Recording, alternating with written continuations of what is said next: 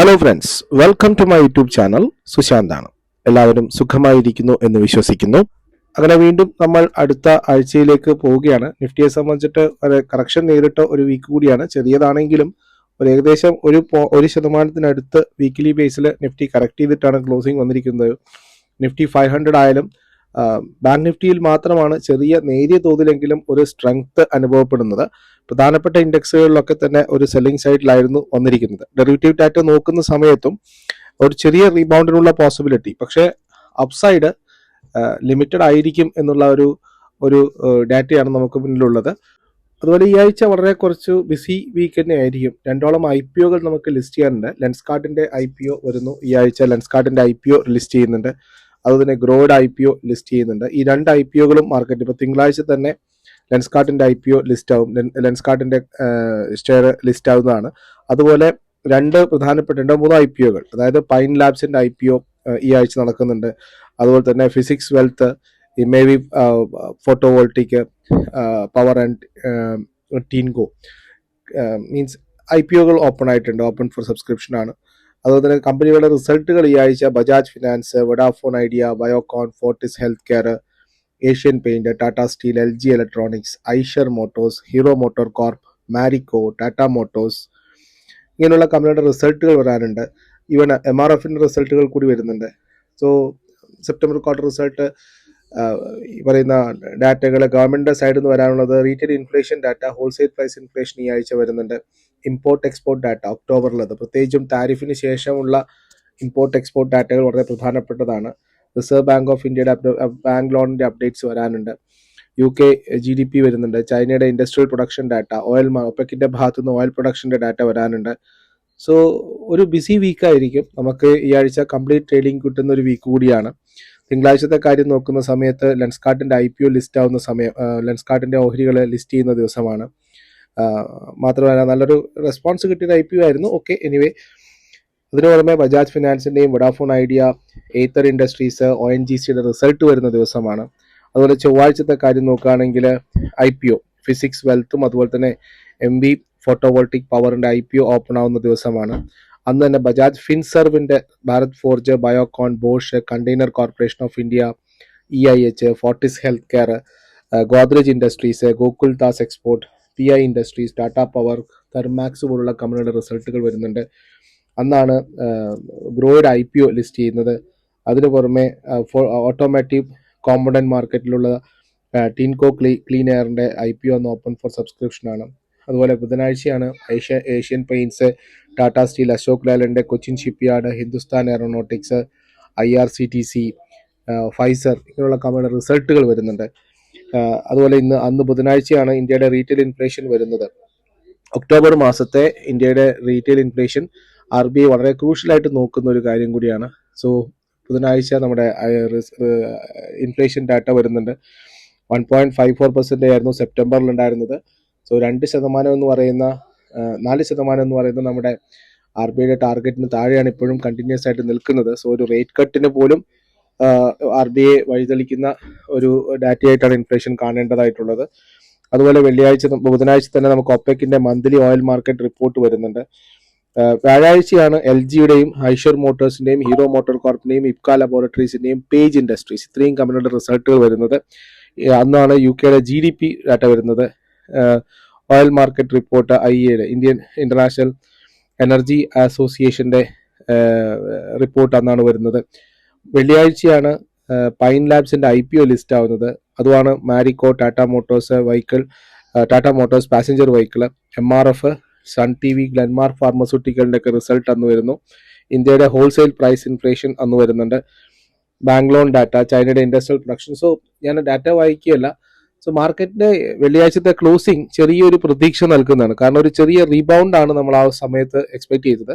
നിഫ്റ്റിയെ സംബന്ധിച്ച് ഏകദേശം 800 പോയിന്റോളം 10 ദിവസത്തിനുള്ളിൽ നിഫ്റ്റി കറക്റ്റ് ചെയ്ത് കഴിഞ്ഞു. സോ ഷോർട്ട് ടേം ട്രെൻഡ് ഒന്ന് വീക്കായി. ഓൾ ടൈം നമ്മൾ ഹൈ എടുത്തില്ല. ഓൾ ടൈം ഹൈ ഏകദേശത്തിനടുത്തെത്തിയും പിന്നീട് കറക്റ്റ് ചെയ്യാൻ ഉണ്ടായത്. സോ RSI നോക്കുകയാണെങ്കിലും ഓവർസോൾഡ് ലെവലിൽ നിന്നും ചെറിയൊരു മൊമെന്റം കാണിച്ചു തുടങ്ങിയിട്ടുണ്ട്. എനിക്ക് തോന്നുന്നു അടുത്ത ഒരു കൺസോൾട്ടേഷൻ ഫേസ് എന്ന് പറയുന്നത് 25,250-നും 25,650-നും ഇടയിലുള്ള ഒരു റേഞ്ചാണ്. നമുക്ക് ഇമ്മീഡിയറ്റ് ആയിട്ട് ഇന്നത്തെ ക്ലോസിംഗ് അനുസരിച്ച് കിട്ടുകയാണെങ്കിൽ 25,600 650 നമ്മുടെ പ്രധാനപ്പെട്ട റെസിസ്റ്റൻസ് ഏരിയ ആയിട്ട് നിഫ്റ്റിക്ക് ഇനി ഇപ്പോൾ ബേസ് ചെയ്യാനുള്ളത്. അതേസമയം 25,300 350 വളരെ ശക്തമായിട്ടുള്ള ഒരു സപ്പോർട്ട് സോൺ ആയിരിക്കും. ഇവിടുന്ന് ഒരു ബൗൺസ് ബാക്ക് ആണ്. അപ്പോൾ ഇന്റർനാഷണൽ മാർക്കറ്റിൽ കുറച്ചുകൂടി കാര്യങ്ങൾ ഈസി ആവുന്നു എന്നുള്ള വാർത്തകൾ വരുന്നുണ്ട്. കാരണം ട്രംപിന് ഈ അടുത്ത് നടന്നിരിക്കുന്ന ലോക്കൽ ഇലക്ഷനുകളിൽ അദ്ദേഹത്തിന്റെ പാർട്ടി പരാജയപ്പെട്ടത് സ്വാഭാവികമായിട്ടും ഒരു പ്രഷർ അദ്ദേഹത്തിന്റെ മുകളിൽ വന്നിട്ടുണ്ട്. അതൊരു മിനിയേച്ചറാക്കി എടുക്കാം. കാരണം അമേരിക്കയിൽ ജനങ്ങൾ അദ്ദേഹത്തിന്റെ പോളിസിയുമായിട്ട് ഒത്തുപോകുന്നില്ല എന്നുള്ളൊരു ചെറിയ ഒരു ഇൻഡിക്കേഷനാണ് അദ്ദേഹത്തിന് കിട്ടിയിരിക്കുന്നത്. അതുകൊണ്ട് തന്നെ നയപരമായിട്ടുള്ള കാര്യങ്ങൾ ഏതെങ്കിലും തരത്തിൽ വ്യത്യാസം വരുത്തുമെന്നുള്ളത് കാണുന്നുണ്ട്. അതിന് പുറമെ ഇന്റർനാഷണൽ ഫ്രണ്ടിൽ കുറച്ചുകൂടി കാര്യങ്ങൾ സ്മൂത്ത് ആവുമെന്നുള്ള പ്രതീക്ഷ ഇപ്പോൾ എവിടെയൊക്കെ ഡെവലപ്പ് ആവുന്നുണ്ട്. അതിന്റെ ഭാഗമായിട്ട് ഇന്ത്യയുടെ കൂടി ഇന്ത്യക്ക് മുകളിൽ താരിഫ് എക്സ്ട്രാ വരുന്നു, റഷ്യൻ ഓയിൽ വാങ്ങുന്നതിന് മുകളിൽ അധികം താരിഫാ എന്നൊക്കെ പറയുന്നുണ്ട്. ഏതായാലും നോക്കാം, നമുക്ക് മാർക്കറ്റിനെ സംബന്ധിച്ചിട്ട് പോസിറ്റീവ് ആയിട്ടുള്ള വ്യൂസ് നമുക്ക് വെച്ച് പുലർത്താം. നവംബർ സീരീസിൽ ഓൾറെഡി ഈ FIIസിന്റെ ഷോർട്ട് പൊസിഷൻസിന് കുറവൊന്നുമില്ല. അവർ കണ്ടിന്യൂസ് ആയിട്ട് സെല്ലിംഗ് സൈഡിൽ തന്നെയാണ് പോയിക്കൊണ്ടിരിക്കുന്നത്. അപ്പോൾ ഷോർട്ട് പൊസിഷൻസിന് കാര്യങ്ങളൊന്നുമില്ല. അപ്പോൾ ഏതെങ്കിലും തരത്തിലുള്ള പോസിറ്റീവ് ഡെവലപ്മെന്റ്സ് വരികയാണെങ്കിൽ ട്രംപിന്റെ ഭാഗത്തോ അല്ലെങ്കിൽ ട്രേഡ് ഡീലുമായിട്ട് ബന്ധപ്പെട്ട ആഴ്ചകളോട് പറഞ്ഞു നിൽക്കുന്ന കാര്യമാണ്. സോ ഇതുമായിട്ട് ബന്ധപ്പെട്ടാണെങ്കിൽ ഷോർട്ട് പൊസിഷൻസ് കവറിങ് വന്നു കഴിഞ്ഞാൽ മാത്രമാണ് ഇനിയൊരു റാലി വളരെ ശക്തമായിട്ട് മാർക്കറ്റിൽ വരാൻ സാധ്യതയുള്ളൂ. അതുപോലെ അതേസമയം തന്നെ ഈ ഒരു കൺസോൾട്ടേഷൻ ഫേസിൽ മാർക്കറ്റ് എത്ര സമയം തുടരും എന്നുള്ളതാണ് നമുക്ക് കാണേണ്ടത്. 25,600 650 വളരെ പ്രധാനപ്പെട്ട റേഞ്ച് തന്നെയാണ് ഈ മാർക്കറ്റിനെ സംബന്ധിച്ചിട്ട്. അല്ലെങ്കിൽ വളരെ പോസിറ്റീവായിട്ടുള്ള ഏതെങ്കിലും തരത്തിലുള്ള ന്യൂസ് മാർക്കറ്റിനെ ട്രിഗർ ചെയ്യണം. എന്നാൽ മാത്രമാണ് 25,900 മുകളിലും 26,100 ലെവലുകളിലേക്ക് നിഫ്റ്റിക്ക് പോകാനുള്ള സാധ്യതകളുള്ളൂ. വരുന്ന റിസൾട്ടുകളെ സംബന്ധിച്ച് പറയുകയാണെങ്കിൽ കമ്പനി സ്പെസിഫിക്, ഇൻഡസ്ട്രി സ്പെസിഫിക് ആയിട്ടുള്ള റിസൾട്ടുകൾ മോശമില്ലാത്ത രീതിയിൽ വരുന്നു. കാരണം ഇതുവരെ നിഫ്റ്റിയിൽ ഏകദേശം 60%-ലധികം കമ്പനികൾ ഏകദേശം റിസൾട്ടുകൾ വന്നു കഴിഞ്ഞു. ഏർണിംഗ് ഗ്രോത്ത് ഉണ്ട്, അത്രമാത്രം മോശമല്ല. കഴിഞ്ഞ ക്വാർട്ടറായിട്ട് കമ്പയർ ചെയ്യുന്ന സമയത്തോ അല്ലെങ്കിൽ കഴിഞ്ഞ റിസൾട്ട് സീസണുമായിട്ട് കമ്പയർ ചെയ്യുന്ന സമയത്തും ഏർണിംഗ് ഗ്രോത്ത് വരുന്നുണ്ട് എന്നുള്ളത് ആശ്വാസമാണ്. അത്രമാത്രം മോശമല്ലാത്തൊരു റിസൾട്ട് സീസണാണ് നമ്മളിപ്പോൾ കടന്നുപോയിക്കൊണ്ടിരിക്കുന്നത്. അത്രമാത്രം മോശമല്ല എന്ന് പറയും, വളരെ എക്സ്ട്രാ ഓർഡിനറി ആണെന്നൊന്നും പറയാനുള്ള റിസൾട്ടുകളില്ല. പക്ഷേ സ്റ്റോക്ക് സ്പെസിഫിക് ആയിട്ട് ചില ഇൻഡസ്ട്രിയൽ സ്പെസിഫിക് ആയിട്ടുള്ള റിസൾട്ടുകൾ ഉണ്ട് താനും. അപ്പോൾ അത് നമ്മളെപ്പോഴും ഓർമ്മിക്കുക. അപ്പം ലോങ് ടേം ഇൻവെസ്റ്റ്മെന്റ് അല്ലെങ്കിൽ പോർട്ട്ഫോളിയോ ബിൽഡ് ചെയ്യാൻ സംബന്ധിച്ചിട്ട് ഘട്ടങ്ങളായിട്ട് നല്ല കമ്പനികൾ റിസൾട്ടിന്റെ സീസൺ സമയത്ത് വാങ്ങി വിൽക്കുന്നതിൽ തെറ്റില്ല എന്ന് തന്നെയാണ്. സോ നിഫ്റ്റിയെ സംബന്ധിച്ച് പറയുകയാണെങ്കിൽ 25,600 650 ഒരു പ്രധാനപ്പെട്ട ഇമ്മീഡിയറ്റ് റെസിസ്റ്റൻസ് ആണ്. 25,300 350 പ്രധാനപ്പെട്ട സപ്പോർട്ട് സോണുമാണ്. ബ്രോഡ് റേഞ്ച് എന്ന് പറയുന്നത് അല്ലെങ്കിൽ ബ്രോഡ് റേഞ്ച് എന്ന് പറയുന്നത് 25,150 ആണ് നിഫ്റ്റിയുടെ ലോങ് പൊസിഷണൽ ബേസിൽ നമുക്ക് സ്റ്റോപ്പ് ലോസ് കീപ്പ് ചെയ്യാൻ പറ്റുന്നത്. അതിന് താഴെ മാത്രമാണ് പൊസിഷണൽ ബേസിൽ നമുക്ക് നിഫ്റ്റി വീക്ക് ആവുന്നു എന്ന് പറയാനുള്ള ഒരു ട്രിഗർ ഉള്ളത്.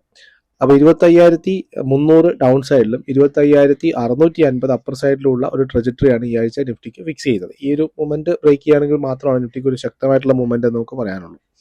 ഇനി സ്റ്റോക്ക് സ്പെസിഫിക് ആയിട്ടുള്ള ആവശ്യങ്ങളിലേക്ക് പോകാം. അതിന് മുന്നോടിയായിട്ട് നമ്മുടെ ചാനൽ നിങ്ങൾ ആദ്യമായിട്ടാണ് കാണുന്നതെങ്കിൽ തീർച്ചയായിട്ടും ചാനൽ സബ്സ്ക്രൈബ് ചെയ്യാൻ മറക്കാതിരിക്കുക. ഞാനൊരു സെബി രജിസ്റ്റേർഡ് റിസർച്ച് അനലിസ്റ്റ് ആണ്. ഞങ്ങളുടെ റിസർച്ച് അഡ്വൈസറി പ്രൊഡക്റ്റുകൾക്കായിട്ട് നിങ്ങൾക്ക് ഞങ്ങളുടെ അഡ്വൈസറി സർവീസുകൾ സബ്സ്ക്രൈബ് ചെയ്യാവുന്നതാണ്. അതിനുള്ള ലിങ്ക് ഞാൻ ഡിസ്ക്രിപ്ഷനിൽ കൊടുത്തിട്ടുണ്ട്. അതുവഴി മാത്രം ഞങ്ങളുമായിട്ട് അസോസിയേറ്റ് ചെയ്യുക. നിങ്ങൾക്ക് മൊബൈൽ ആപ്ലിക്കേഷൻസ് ഉണ്ട്, ഞങ്ങൾക്ക് ടെലിഗ്രാം ചാനൽസ് ഉണ്ട്. അതുവഴി നിങ്ങൾക്ക് ഞങ്ങളുമായിട്ട് അസോസിയേറ്റ് ചെയ്യാവുന്നതാണ്. വളരെ അഫോർഡബിൾ ആയിട്ടുള്ള റേറ്റിൽ അഡ്വൈസറി സർവീസുകൾ ലഭ്യമാക്കുക എന്നുള്ളതാണ് നമ്മളെ സംബന്ധിച്ചിട്ട് ചെയ്തുകൊണ്ടിരിക്കുന്നത്. സോ താല്പര്യമുള്ളവർക്ക് ഞങ്ങളോടൊപ്പം ജോയിൻ ചെയ്യാവുന്നതാണ്. ഇനി കമ്പനി സ്പെസിഫിക് ആയിട്ടുള്ള കാര്യങ്ങൾ പറയുകയാണെങ്കിൽ LICയുടെ റിസൾട്ട് Q2 റിസൾട്ട് വന്നിരിക്കുന്നു. പോസിറ്റീവായിട്ടുള്ള റിസൾട്ടാണ്.